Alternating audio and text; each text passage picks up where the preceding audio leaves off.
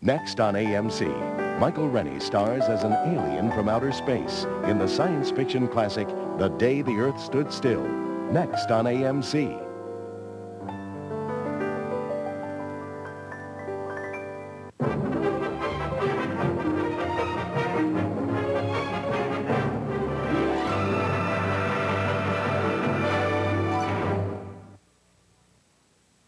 Klaatu Barada Nikto, one of the most famous lines of all science fiction. If you're a science fiction fan, you'll already know what that means. If not, you're in for a really big treat. In fact, that is a line from one of the great science fiction films of all time, The Day the Earth Stood Still, directed by the subject of today's Movie Maker Tribute, Robert Wise.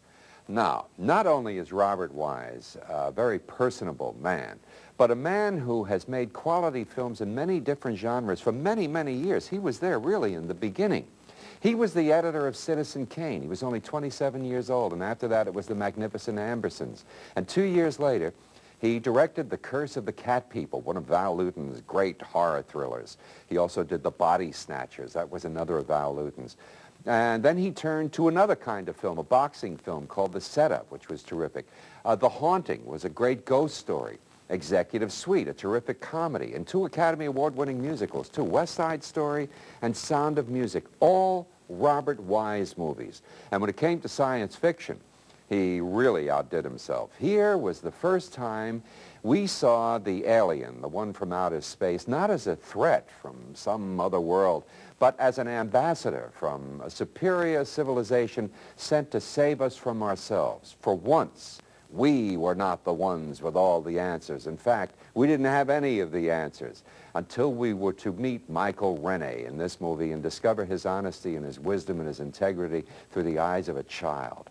The anti-egotism of this film comes from Robert Wise himself, along with many other people who often marveled at the conceit in mankind in thinking that we are the only ones. So, after you watch this film, look out tonight into the cosmos. Maybe you'll come up with a new idea. Here's Michael Rennie, Patricia Neal, and Sam Jaffe in Robert Wise's great The Day the Earth Stood Still. Next on AMC, Alan Ladd stars as a gangster who ends up helping his country during the war in the patriotic drama Lucky Jordan, co-starring Sheldon Leonard. Next on AMC. In the icy regions of the North Pole, something is happening. We found a flying saucer. It came from beyond space. And from Mars. What did it want? You mean it lives on blood? What if that aircraft came here not just to visit the Earth, but to conquer it? You'll gasp when you see it. You'll shriek in terror. Stay where you are and bolt your doors. Our visitor has returned and is dangerous. You have never seen anything like it. Yes, it must be destroyed. Shocking. Explosive.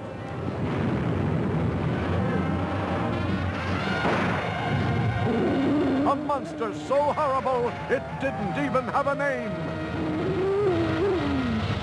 The Thing. Howard Hawks' classic thriller. Tuesday on American Movie Classics.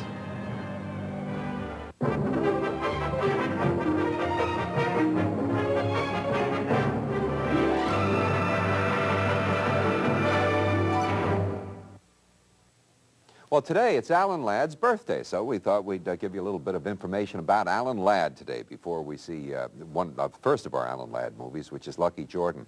When Alan Ladd became an overnight success, the Paramount publicity machine went into full gear, and they made up all these details about his personal life. They were really just inventions. They weren't the truth.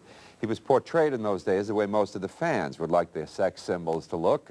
Carefree bachelor who played the field all the time. And he was also touted as a newcomer to Hollywood, who made his film debut in Paramount's This Gun for Hire. Well, none of that was really very accurate. The way the story really goes is something like this. Alan Ladd was an extra in the beginning. He was a bit player in Hollywood, and he married his high school sweetheart, Midge Harold.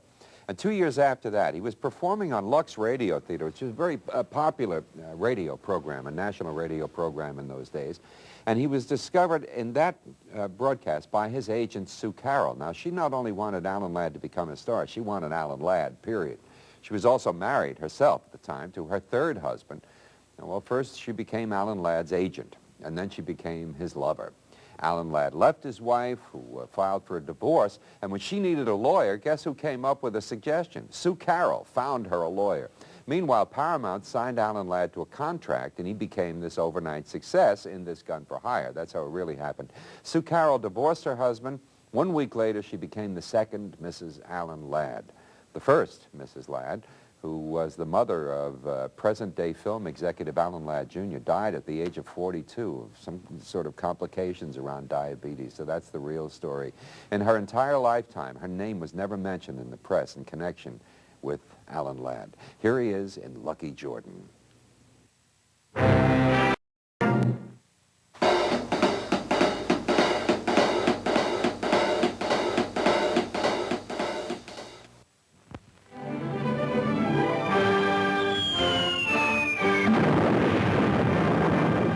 Japs bomb China's defenseless cities, heroic guerrillas give their answer to the invader.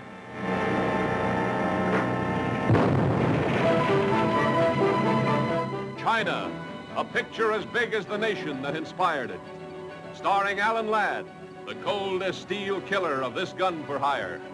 Joining the famed Chinese guerrillas to blast his way from Chongqing to Shanghai with a Tommy gun tucked under his arm. Shot 3 Japs. Blew them to bits against a wall, and I have no more feeling about them than if they were flies in a manure heap.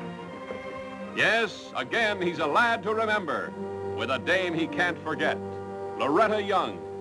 And with them, William Bendix, that slugging Marine of Wake Island. Somebody's going to get hurt. See, I told you somebody was going to get hurt.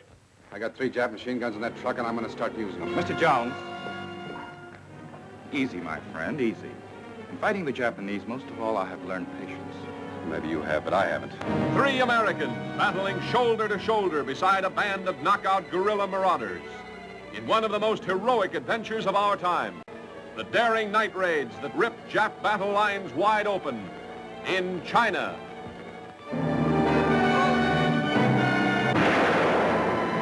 Cut.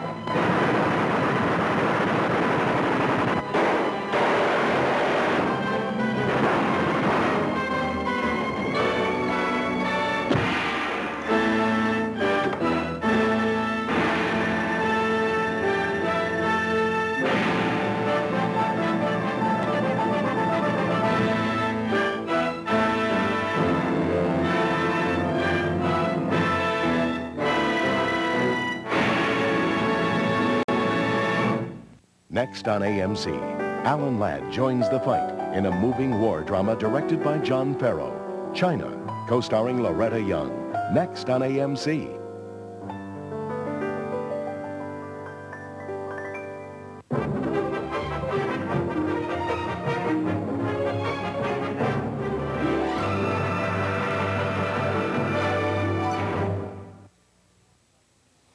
The picture we're about to see is called China. And in the interest of really understanding what this was all about, I decided it was necessary for me anyway to look back into some of the history of the middle of the century China. In the early 1930s, Japan invaded the Chinese mainland. And to most Americans, China was so remote, most people felt that the events really didn't have any bearing on their own lives. That was the situation when I was growing up.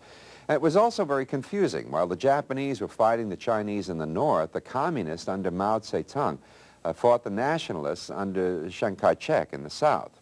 Well, on December 7th, of course, in 1941, Americans started paying attention a lot more to things Asian. When Japan bombed Pearl Harbor, it was time for us to understand what was really going on. Until then, Hollywood had also ignored the whole situation in China. But Paramount executives realized the events had enough drama and intrigue and villains, of course, for a few major motion pictures. Of course, even in a movie about China, the protagonists had to be Americans. They were American movies, weren't they? In this case, Loretta Young and Alan Ladd, whose birthday we celebrate today. The script also called for a group of Chinese schoolgirls, which was a very rare commodity in Hollywood back in those days. I mean, where would you find all these people? Well, the answer was found. It turned out to be in Andy Wong's Forbidden City and Charlie Lowe's Sky Room in San Francisco. They were dancers. The baby boy was actually a baby girl. Irene So was the name, the daughter of a Los Angeles dentist. With that, here are Alan Ladd and Loretta Young in China. Alan Ladd was a very busy man the year he made this movie. This was the year he announced that he was joining the Air Corps. They didn't call it the Air Force in those days. It used to be the Army Air Corps. Remember that? Anyway, Paramount took full advantage of his patriotic gesture by running a nationwide contest. They offered a $1,000 bond as a prize to the person who would send Alan Ladd the best congratulatory telegram. Such shameless public relations moves, but we didn't know it in those days. We thought it was all legit. Paramount production teams swung into high gear, filming as many Alan Ladd pictures as they possibly could to tide them over while he was absent. China was his last picture before he reported for duty. Well, after less than a year in the service, he was discharged for some kind of medical reasons. The Army Air Corps may have felt that he wasn't able to fight, but the studio executives knew that he could still act pretty well, and Alan Ladd remained a screen presence for the whole duration of the war. Now let's take a look at this.